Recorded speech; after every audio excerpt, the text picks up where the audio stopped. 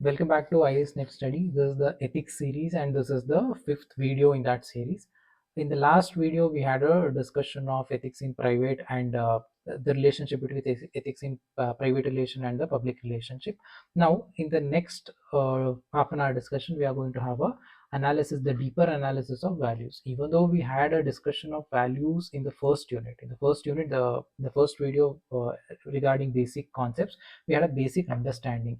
You must remember this belief. It is going to impact value system, values are going to impact attitude are going to impact the behavior. This flowchart you must keep in mind to understand this entire ethics concepts here.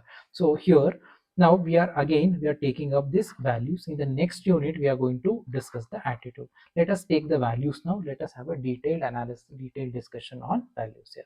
What are values? Values are certain standards.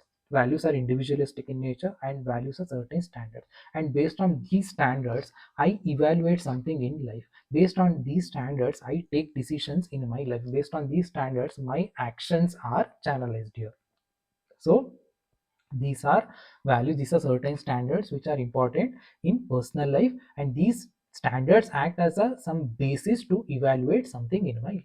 Personally, if you ask me what are the important values for me, hard work is a value system, patriotism is a value system, and punctuality, these are some of the value system. And if you look at the value system of a teacher, it is a being fair or non-discriminatory or knowledgeable or discipline. These are some of the value system, or compassionate, these are some of the value system of a teacher. If you look at the value system of a soldier, it is courage, it is patriotism, it is nation above the comfort. These are some of the value system you would see in a soldier. So values, it changes from person to person. What is important to me may not be important to other person. For me hard work is a value system. For you smart work might be a value system. You don't give any importance, any priority to the hard work. So my value system could be something else, your value system could be something else. So ultimately what I'm trying to say is values are certain standards based on which we evaluate things, based on which we take decision. So it helps, it guides my action, it guides my behavior. Now we had this discussion in the basic concepts. Now let us extend the discussion. Now there we talked about two things, values and beliefs. Now can I change my belief system? Can I change my value system? Because belief is the one which impacted my value system. Can I change my belief system? Can I change my value system? Yes, you can. I told you that values and beliefs, there are two values, core values and the peripheral values. For peripheral values it's easy to change it, but for core values it is very difficult. You need to do a lot of exercise to change this core value system. For peripheral it's easy to change, but for core value system it is quite important, it is quite a tedious task. It is not going to change very easily. It is going to require a great deal of effort. So this is value system. Now let's see the importance of these value system. See, from a social perspective, why are these values are important? Because see, it is individualistic, but from a social perspective these individual values are also important, because if I have these values it means that I have certain standards, and these standards are in line with social standards. If my personal values are in line with or in synchronization with social values, then there will be a social acceptance. People are going to accept me. From social perspective, these values are going to act as code of conduct. So importance number one, why is it important? From social perspective, these values are going to act as a standards, or they are going to act as a code of conduct. Then if I have the value system, then my credibility is going to increase. See, if I have the value of objectivity, fairness, or uh, compassion, empathy, if I have these value system, then this is going to direct my decision making. I'm going to take correct decision. My actions are going to be positive, and because of my positive action, this will ensure that my way of life or my conduct, it is going to ensure welfare of everybody connected to me, welfare of me, my family, and the society I live in. So ultimately high values,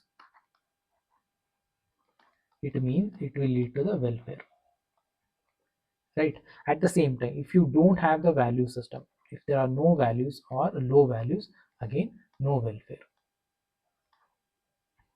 The values eventually lead to the welfare. No value, again it is going to do the exactly opposite thing. And another aspect is, one thing is, it is social perspective. These two are social perspective, right? My value is going to act as a code of conduct. My value, it is going to eventually lead to the welfare. At the same time, my value, even for individual perspective also, this is going to act as a developmental tool. For me, it acts as a comprehensive developmental tool for an individual. I can focus on physical well-being, my mental well-being, my intellectual well-being, my emotional well-being, my spiritual dimension also. To enhance all these aspects of comprehensive developmental factor, values are very much essential. So this is why values are very, very important from an individual perspective as well as the social perspective. So this topic is talking about social perspective and individual perspective. Why is it important, right? Now let's classify the values. We have classified here from a 6 or 7 different perspectives here. So let's see the personal values. What are the personal values? See, personal values, these are the principles, these are the ideologies or philosophies a person follows in personal life. It usually values are something positive in nature, and these values, being a individual, being a human being, we need to have certain values in our life. And personal values, some of the examples if I have to give: honesty is a value system, being truthful is a value system, showing compassion and empathy is a value system, being fair and ensure equality is a value system. These are the principles and ideology that persons follows in personal life. We need to have these values in our personal life to have a fulfilled life. So these are personal values. Then we have a human values. As a human being, see this, the A is that me being an individual, I need to have certain values, and B, these are human values. As a human beings, we all need to make sure that certain values exist in our conduct. And what are these principles, what are these values? Let's say that love, this is one of the human values. Truth, non-violence, and again some values going to overlap also, the compassion or being helpful, altruistic. These are some of the values. Yes, it was going to overlap both in personal values as well as the human values. Ultimately, human values, we being human beings, we need to have certain values. And what are these values? Love, truth, non-violence, right? Next, civic values. See, as a citizen of a country, as a responsible taxpayer, or a responsible the citizen of any country, person should have certain principles, and these principles are will be the guiding factor. These will tell you what to do and what not to do, what is right and what is wrong as a citizen.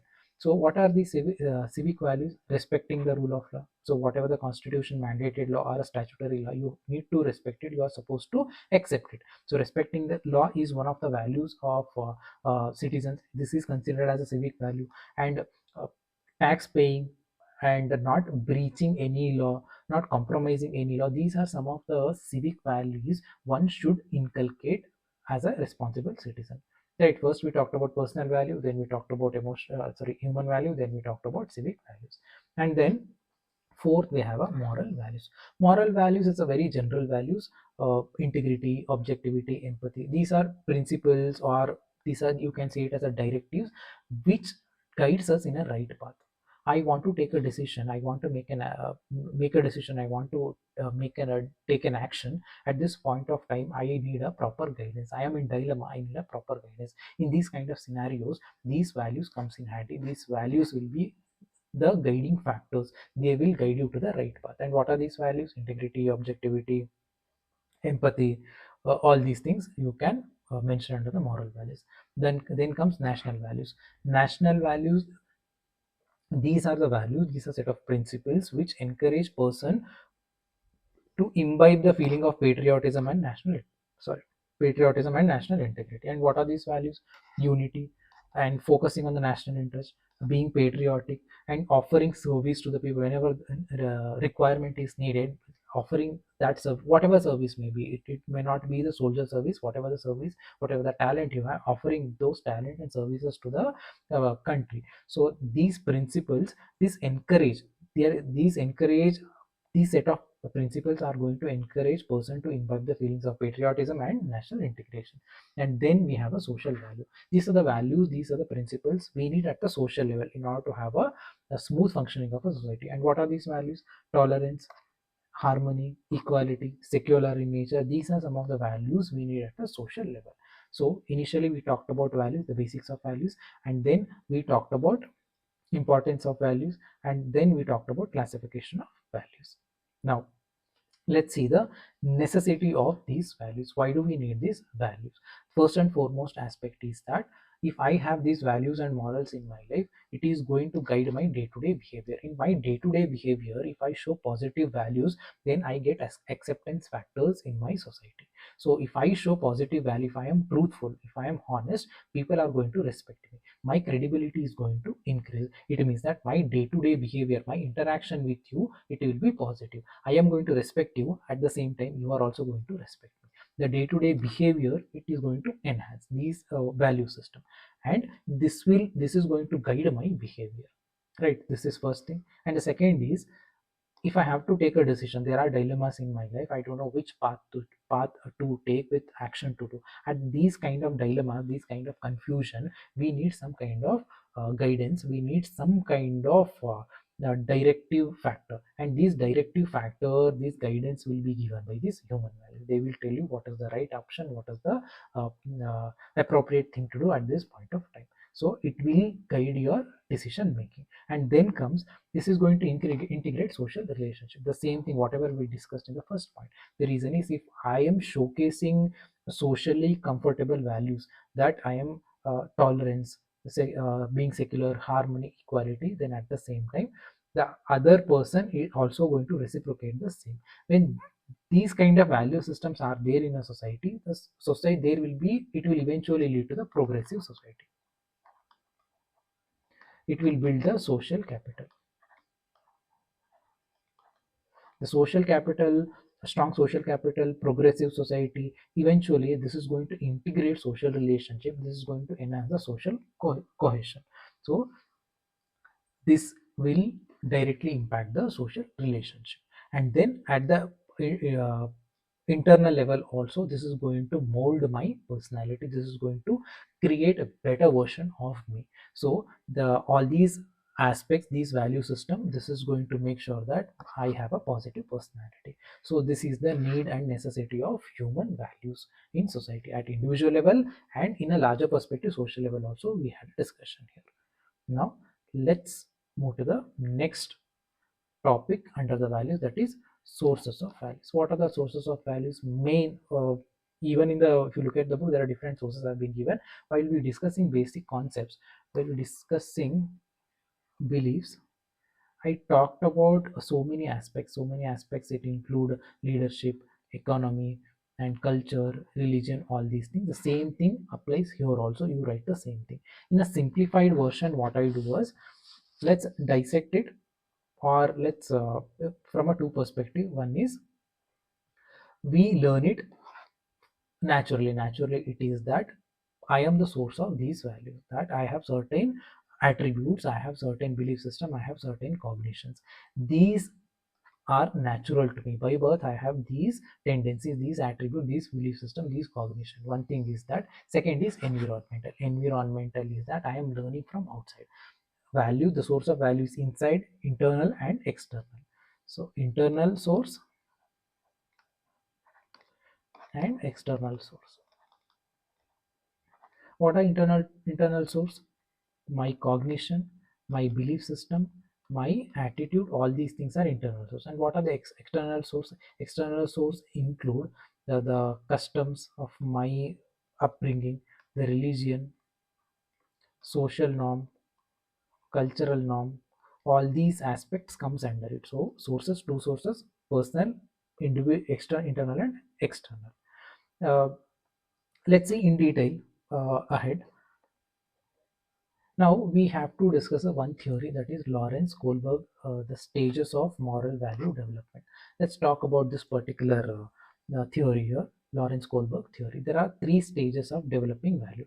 Last slide we had a discussion of sources. We are going to take up these sources in a very extended manner, especially the role of society in inculcating values, role of society in role of family, role of society, and role of education in inculcating values. That is the reason I have curtailed it. So if the question comes, internal and external, in internal, write your cognitions, your belief system, all these things. In the external, write about religion, culture, customs, education, economy, leadership, all these things. Again, we had a discussion in the basic concepts also. That is the reason I'm not talking about it at this point of time. So this slide we talked about sources of values.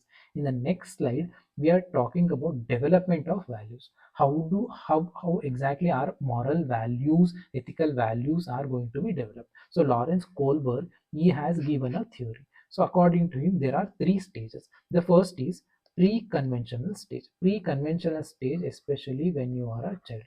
What exactly the pre-conventional stage talks about? See, when you are a child, you don't have your own values. No values. At this time, you don't have any values. Whatever your parents say, whatever your family members say, you are going to follow it. Here, what happens? There is a reward punishment concept. It means that they will tell you, your family will tell you what is right and what is wrong. If you do the right thing, you are going to be rewarded. Maybe your family, your parent, your father is going to give you a chocolate, and if you do something wrong, your mother is going to scold you. So the reward and punishment, here you don't have your own value system. You are just following value system of your family members, and this is inculcated, or this is developed through reward and punishment factor. So this is called pre-conventional stage. And then comes conventional stage. Conventional stage, what happens? You are going to internalize whatever parents say the smoking is, it's not good, drinking is not good, alcohol is injurious to us. These are the things they are telling you. Now at the conventional stage, you are going to internalize all these things in your life. So here, internalizing, here you can also say obedience. It means that you're not going to question it, you're going to accept it. So government has passed a law, and me being a citizen, I'm just following the law, I'm not going to question it. So here in the conventional stage, especially from the age of 9 to 20 years, so here it is still below 9 years and 9 to 20 years, you are internalizing others values, not your values, other values. Then comes post conventional stage, and in the post conventional stage, you question everything.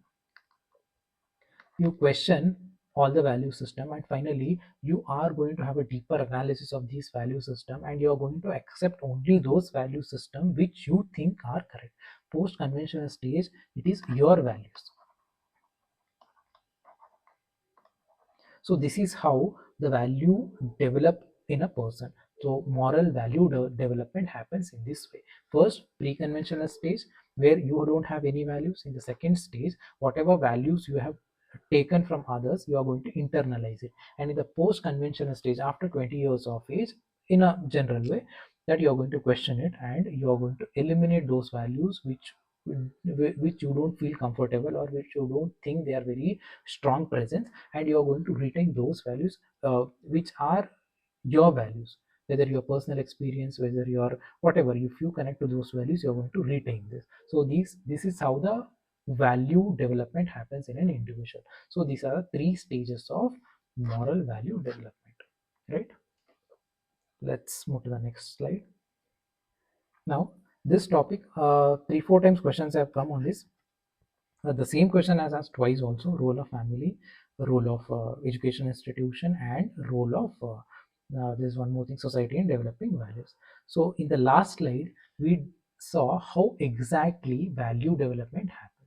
Now the role of specific institutions here: role of family, role of school, and role of the society in developing these values. Let's see the role of family first. See, family, it is considered as a primary socializing agent. You being a kid, me being a kid, most of my time is spent at the family, at home, with the family members. So family is the primary socializing agent.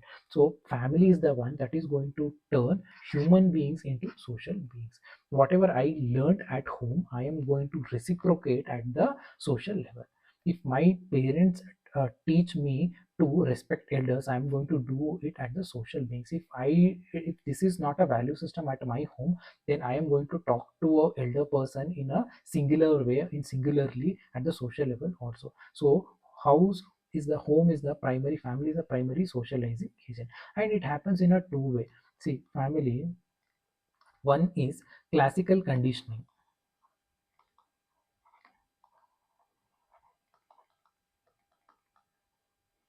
Classical conditioning, it means that they don't teach you anything, but you pick it up from them. So that is classical conditioning. Sorry, I'm confused. Classical conditioning is they will tell you what is right and what is bad. And second is observational learning.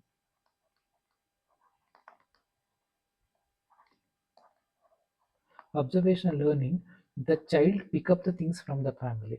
In classical conditioning, very precisely, parents are going to tell you the kid what to do and what not to do. By doing this also you develop a value. And there is another aspect, observational learning. Here parents will not tell you, family members are not going to tell you what to do and what not, but by observing their behavior, their attitude, their value system, you are going to pick it up some. So that is observational learning. So family being a primary socializing agent, you are going to pick it up things either in a direct instruction or through the observation, right? And another aspect is that most of these teachings are not enforced on children. They are not forcefully enforced most of the time. They are naturally acquired. The reason is there is an emotional connection between family members. When there is an emotional connection, whatever your family member does at that point of time, maybe 6 or 7 years, you think that that is true. You think that that attitude is correct. You think that that value system is positive. So you are going to focus, you are going to develop that value system. So role of family is extremely crucial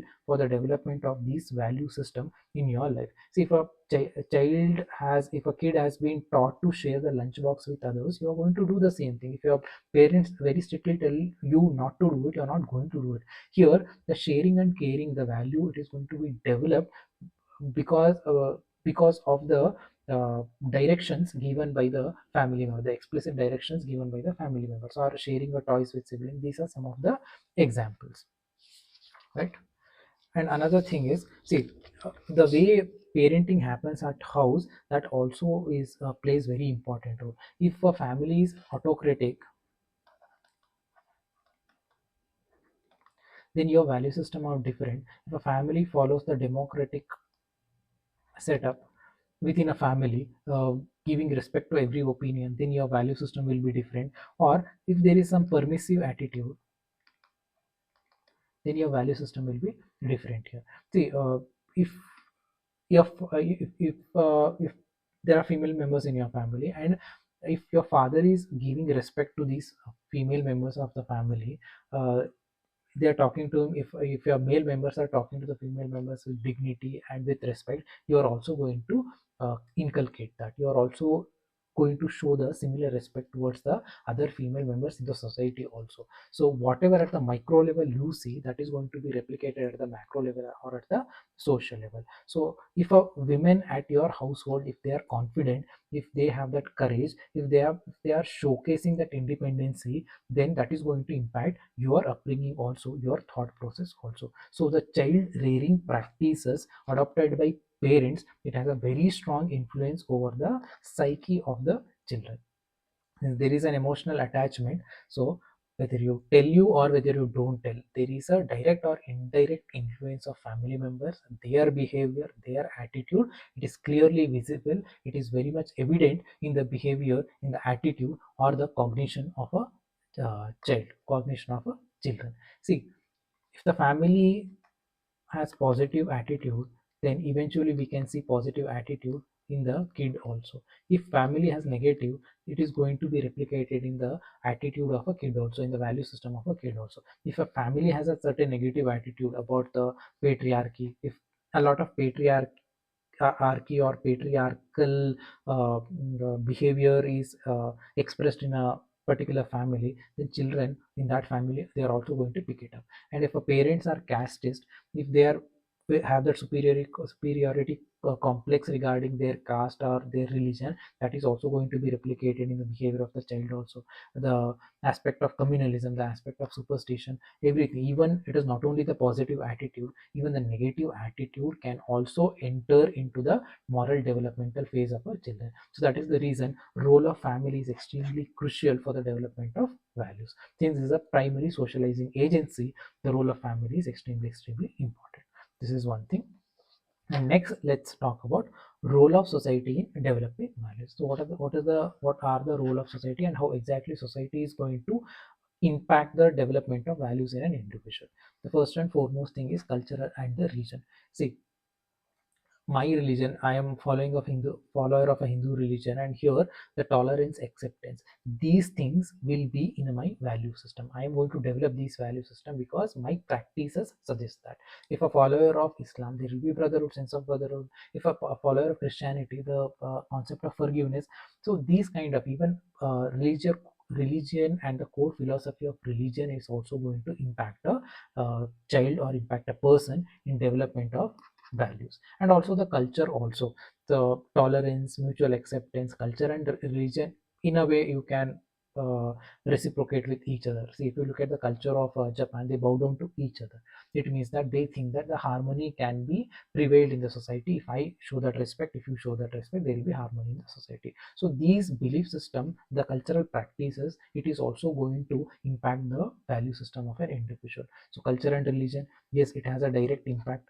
And under the role of society, we are discussing under the role of society, this is. And tradition and customs, tradition of customs that are followed, that they also going to directly impact my value system. See, there are festivals like Holi. Everybody comes together, we celebrate this kind of festival. It means that the sense of belongingness, it means that we are part of this environment, we are part of this ecosystem. Let us celebrate together. The equality, the sense of belongingness, brotherhood, all these value system can be developed through these kind of activity, through these kind of rituals. And through a festival of Raksha Bandhan, here the loyalty or the connection between the bonding between siblings can be enhanced. See, even though these are very small things, these tradition and customs, they are going to develop very strong core value system, because at a very young age you are inculcating, you are practicing these customs, and these practices are going to inculcate this value system of belongingness, this value system of loyalty.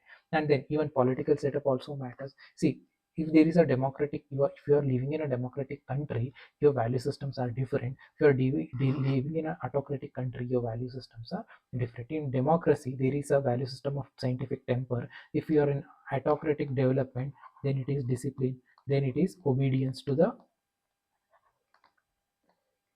ruling.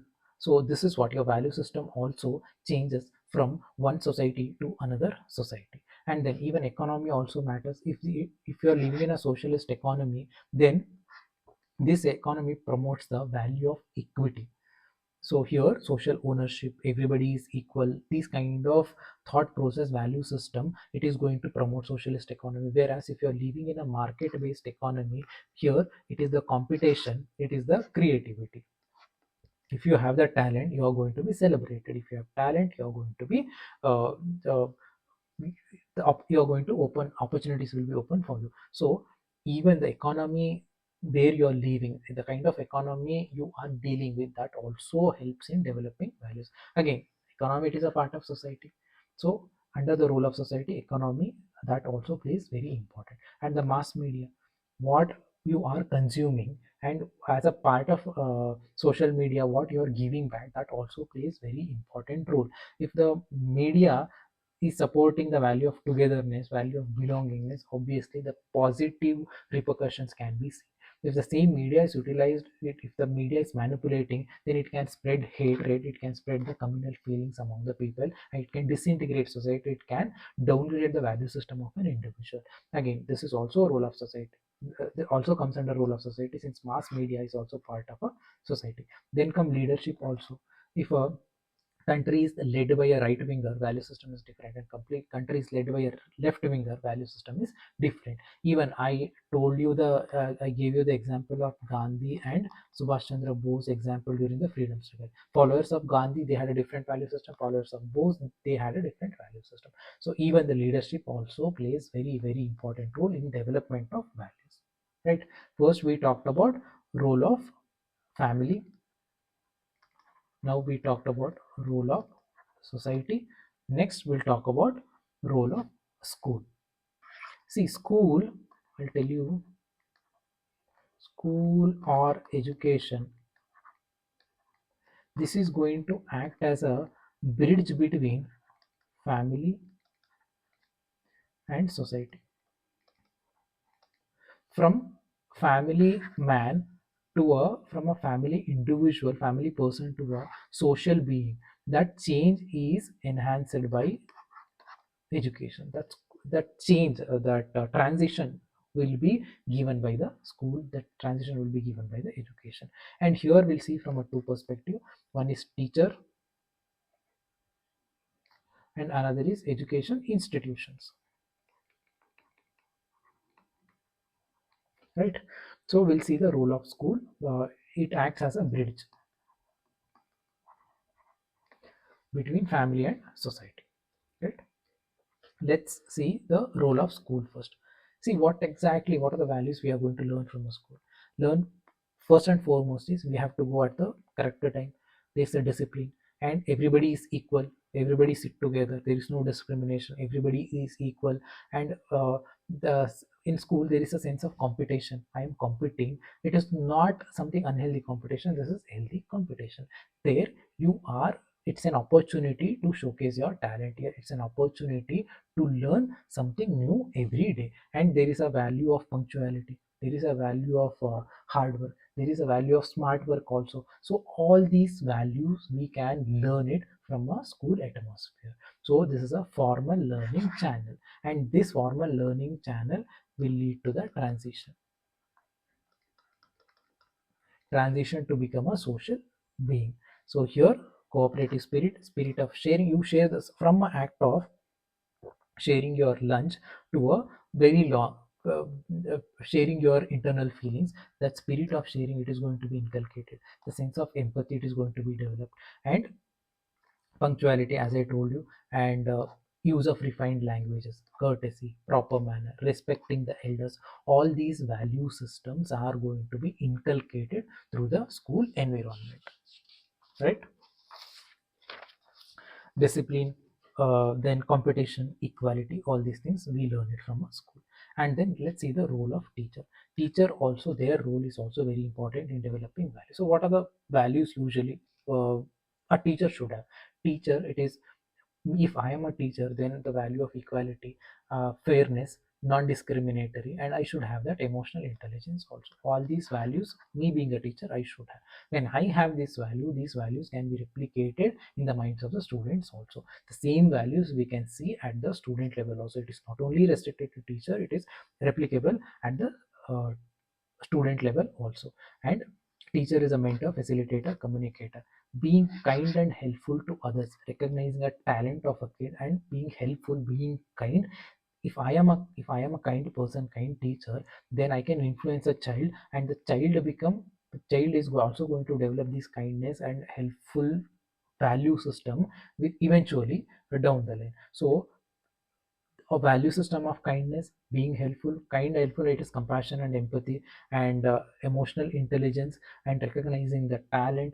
And again, the punctuality, the same thing, and impartial, non-discriminatory, all these value system can be inculcated. Moral reasoning, moral deliberation, interpersonal skills, these kind of values can be developed with the help of teachers. So role of schools and role of teachers.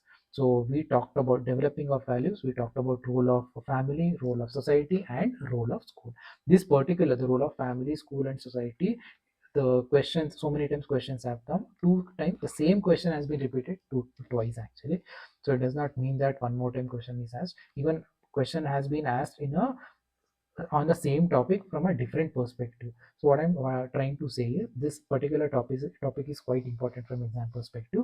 Make sure that you are in a position to answer from every perspective, whatever the question or whatever the connotations are, but you should be in a situation to answer. You should be in a position to answer from every perspective, right? I think this is it for this values. And I'll see there is one more video that is going to cover the values we learn from the great reformers administrators. In one video, we can finish that particular aspect also. I'll see you guys in the next video. Thanks for listening, and have a good time.